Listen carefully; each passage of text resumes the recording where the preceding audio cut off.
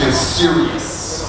All right, what is your question, sir? Hi, my name is Christos. I think don't get enough credit for helping Star Wars become such a success with getting into the comic.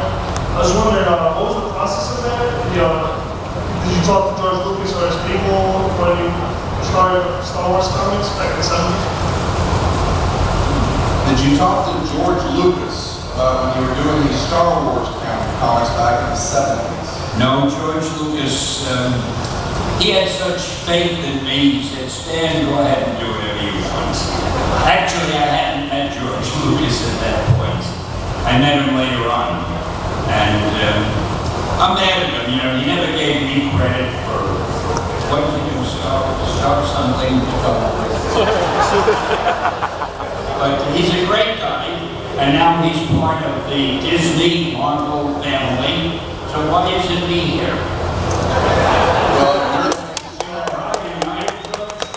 he's very shy. we only wanted the best. Yeah, they always say, I'm the one they can spare. They send me to all these things because they get along without me. The other guys have to stay there and work. I don't mind. I like these things. I sit up here and I look at all these people who are waiting for me to say something worth listening to, and I can't think of anything to say. It's a very strange feeling. Yes, young man. What advice would you give someone that wants to go into the comic book business later on? Well, there are other businesses you might try first. Oh my God. Now, the comic book business is more difficult now than when I was in it. Right now, the most talented writers in America are writing comics. The most talented artists are drawing comics because they know there's a chance of whatever they do turning into a movie and it'll make them a lot of money. And I'm not trying to discourage you, but you really got to be as good as the best in order to get into comics today.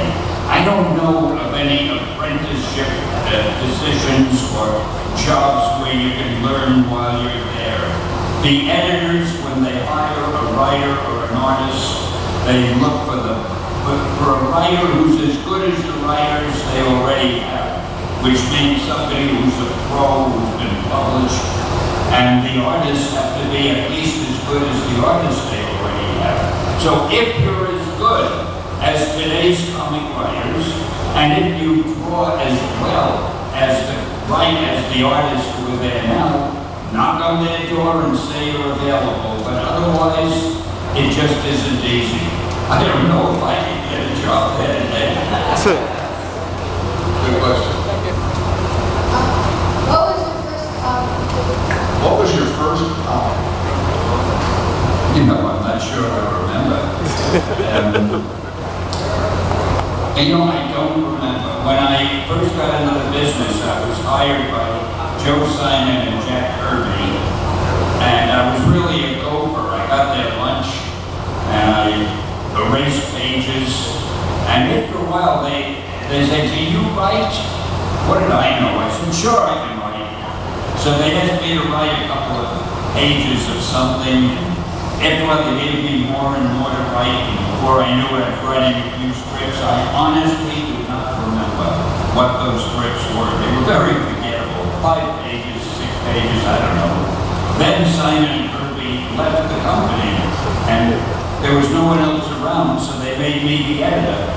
And I think maybe the first thing I wrote at that time was a Captain America story, but I'm not sure. It was so long ago, I don't remember.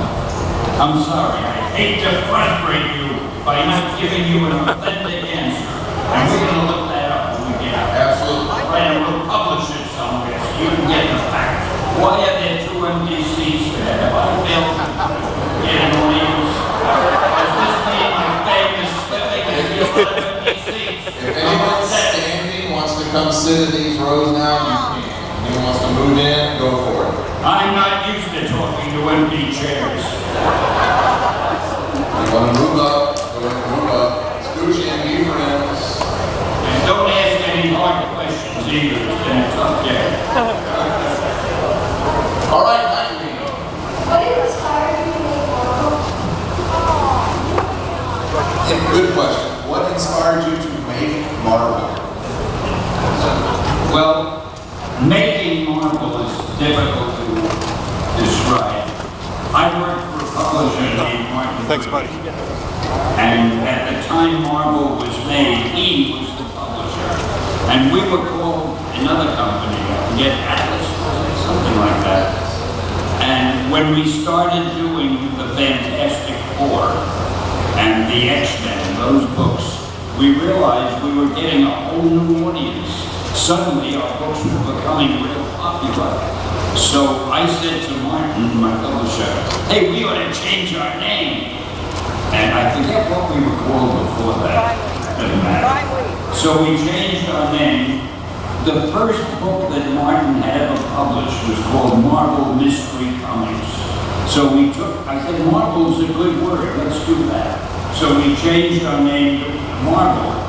Oh, we were called Atlas Comics before that. And we called ourselves the Marvel Group. And it's great because I love advertising. And Marvel is a great word to use in advertisements. I came up with a lot of phrases like, make mine Marvel, and Marvel marches on, and welcome to the something of Marvel. I don't even remember. But you can use Marvel in so many ways. And I kept plugging the word until the readers probably got sick of it. But luckily they liked our stories, and lo, a legend was born. Yeah! Very good.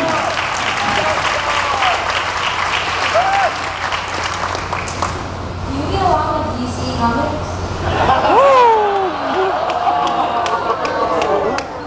Yeah, very well. I'd like to send them a letter containing important advice. They are so foolish not to give me a cameo in their next Superman or Batman.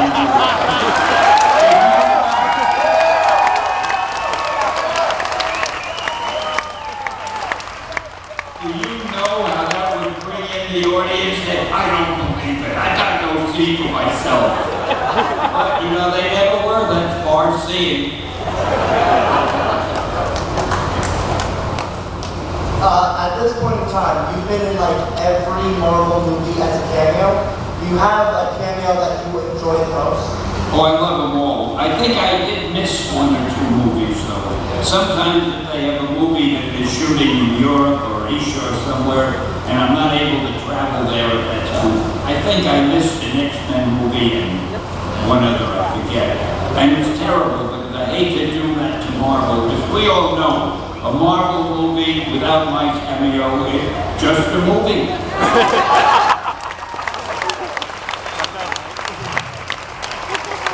Boy, when people line this up, they're going to say, what a swell-headed son of a bitch.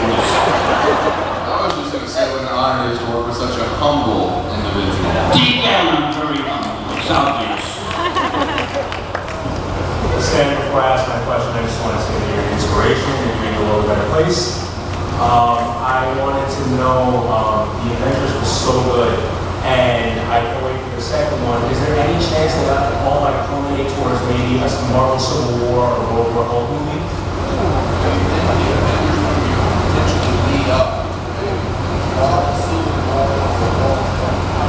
Let me put it this way. I'm not involved in those decisions anymore, but the people at Marvel are spending hours trying to think, what do we do next? And there's a damn good chance that they will think of just what you mentioned, because it would be a great idea. And little by little, everything you want to see will come along, because they're just like you. They're fans of the stories, and they're trying to think, what would the fans like to see next? What would we like to see next? So they're working on Ant-Man, they're working on Doctor Strange, they're working on Guardians of the Galaxy, they're working on God knows what. And did I say the Black Panther also? Those are the ones that I know about, and they're working on dozens others that I don't even know about, and shame on them for not telling me.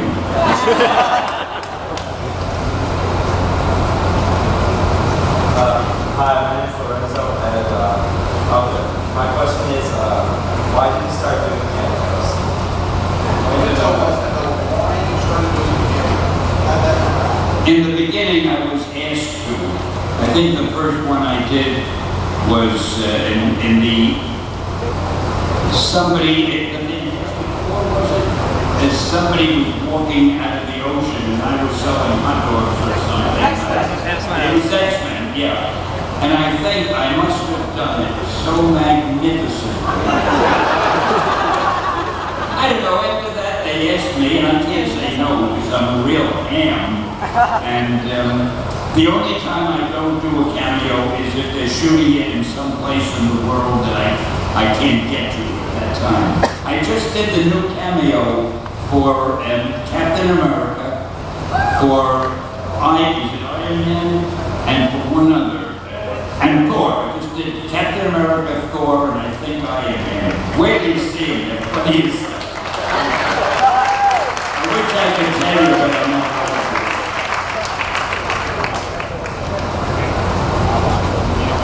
We all know Marvel Comics was extremely innovative in the early 60s. One of the things that hooked me was the American Marvel Marching Society. The good old MMMS. Which I was a member. Did you have any part in creating that club? Did I have any part in creating it? I created it!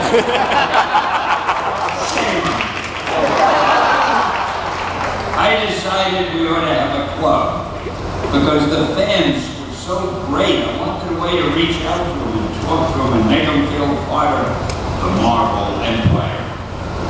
And it was kind of a dumb name, but I loved it, the MMMS, the Merry Marvel Marching Society. We weren't marching anywhere, but it was a good word. It worked. I got involved. And what was the question? I forgot the question. I was just saying if you had anything to do with it, but it worked. I got involved. Oh yes, so did I. I loved it. You know what we did? We used to send out no prizes. People were always writing and calling and telling me mistakes that were made in the comics. Because I'm going to admit something to you that you would never suspect. I often make mistakes. And sometimes I would forget the name of a character. I called Bruce Banner, Bob Banner, or Bill Banner. I never could remember those things. And I get letters, hey dummy, don't you know the name of your own character? So I figured I'm going to give anybody who spots a mistake a prize. But my publisher was very cheap and wouldn't spend any money for prizes. So I said, I'll do the next best thing. And I came up with the idea, one of my few original thoughts, I'll have a no prize that I award. So if somebody would find a mistake I made, which was like every minute, and send me a letter telling me about it, I would send them a blank envelope with nothing in it. But on the cover of the envelope, it said, congratulations, you're now another lucky winner of a Marvel No Prize. And the people would save those envelopes. People come up to me now and say, here's my old No Prize envelope, would you sign it? There's the right price. A No Prize envelope with your autograph going for $250 on eBay. Wow, do I get it? I think you get 20%. Funny. Well, but before I ask the question, your first comic that you ever wrote was Captain America Comics #3. But the question I had for you is, what inspired you to create Doctor Strange? What got me to do Doctor Strange? Yes. I was looking, see, I worked for a very tough publisher. Every so often he'd come in to me and he'd say, Stan, we need a new superhero. And I knew if I didn't come up with it, nobody would probably fire me and hire somebody else, maybe from DC. So, one day he needed a new superhero, and we had done just about everything I could think of. And then it occurred to me, maybe a magician. We hadn't had a magician. And I enjoyed that, because instead of him saying corny remarks that magicians say, instead of saying abracadabra, let's say, I invented my own expression. We call them incantations, where he'd say something like, by the hoary oaths of Hogarth, let us And after a while, our readers started memorizing those incantations, and they write angry letters to me. I said it, and nothing happened. It's a phony incantation, so at least we had dialogue between the readers and us. That's always important. What the hell was the question? I tend to ramble. Excelsior. I just want to say your inspiration, man. Your dog, work and everything. Yeah, I miss working with Jack very much. I miss working with all the guys. I was so lucky. We had the greatest artists in the world who made everything I wrote look twice as good as it was. Jack Kirby, Steve Ditko, Gene Colan, John Buscema, Gil Kane, it goes on and on. Those guys were so good. They were storytellers, but they told their stories through pictures. And I would write a story for Jack. I never wrote the dialogue. I would just say, Jack, what'll happen? Let's say Dr. Doom falls in love with Sue Storm. Gee, for a minute, I've got the names. And he kidnaps her and brings her to Latveria. So Johnny Storm and Reed Richards is the thing, have to go and rescue her. And I'd add a few more details, and that would be all. And Jack would take that, and he'd create a whole beautifully told story out of it. Then he'd give me the pages to put in the dialogue. And he would add so many things I hadn't thought of that it made it fun for me, because it was like I was reading a new story. And of course, I put the dialogue in magnificently. These things turned out. And it was the same with the other artists whom I mentioned. That was the way we worked. I told them what I wanted the story to be, but I let them draw it any way they wanted to, because that kept me on my toes. By the time the artwork came back, I forgot what the hell I had told them. And I'm looking at all these drawings, and I had to figure out what the characters would be saying. So it made it fun. It was like I was always doing a puzzle, and luckily they see that turned out pretty good. That was a great answer. I hope somebody made notes. That should be describing the whole thing. Hi Stan, I know you're a busy man, but I was wondering if you have any hobbies, and if so, what are they? My hobbies are coming to conventions and answering questions that I don't know the answers of and having to fake it all the time. No, I don't. I spend time with my wife, which is fun.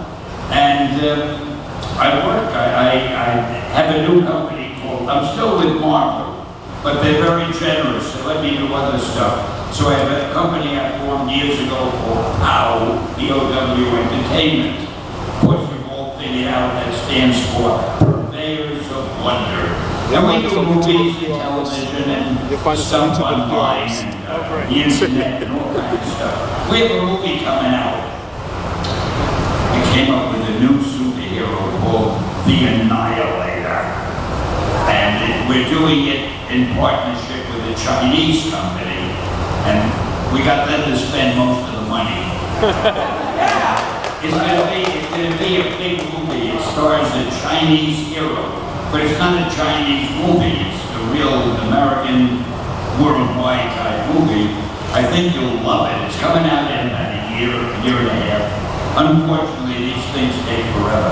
But remember, The Annihilator. We're also working on something called Prodigal, about a superhero who has a son, an adopted son, who turns out to be a villain. Now, what do you do if your own adopted son is evil? I'm not going to tell you, you got to wait and see, right? And we have a lot of stuff in the works, so I love to be busy, and I hope you're going to like what we do. And I think I spend too long answering that question. Sometimes I talk too much. Nobody would suspect it. Sometimes I do. I don't believe it.